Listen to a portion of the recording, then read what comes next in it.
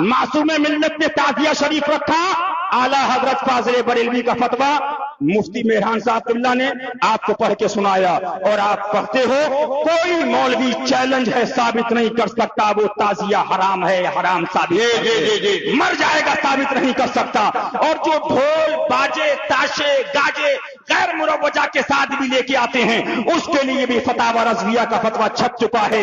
उसमें आला हजरत फरमाते हैं जो कुछ करते हैं मोहब्बत महबूबान खुदा की नियत से करते हैं। हाँ, बराए जहालत नादानी इसमें अफाले नाजायज को शामिल कर लेते हैं। जरूरियात दीन तो बालाए सर, जरूरियात अहले सुन्नत का भी इनकार नहीं करते।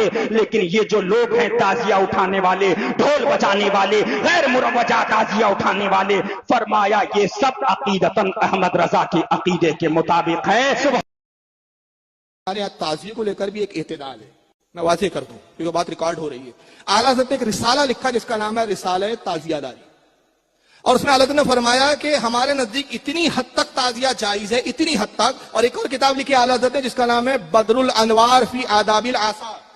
बदरुल अनवार फी आदाबिल आसार में भी आला हज़रत बयान फरमाते हैं कि हमारे नजदीक इतनी हद तक ताजिया जायज है कि हू बहू इमाम हुसैन के रोजे की तरह हो, जैसे इमाम हुसैन का रोजा, और उसको घर में महफूज जगह रखें, ऐसे ही जैसे कि टुकड़े रखे जाते हैं, काबा का टुकड़ा, काबे की तस्वीर, मदीने की तस्वीर, बुजुर्गान दीन के गुंबदों की तस्वीर, तो उसी हद में उसी हैसियत से वो जायज है कि उसको इस नियत से रखे कि उसको भाई देखे तो इमाम हुसैन की याद आए, इमाम हुसैन का तस्करा करे, इमाम हुसैन का तस्वुर आए, तो जायज है।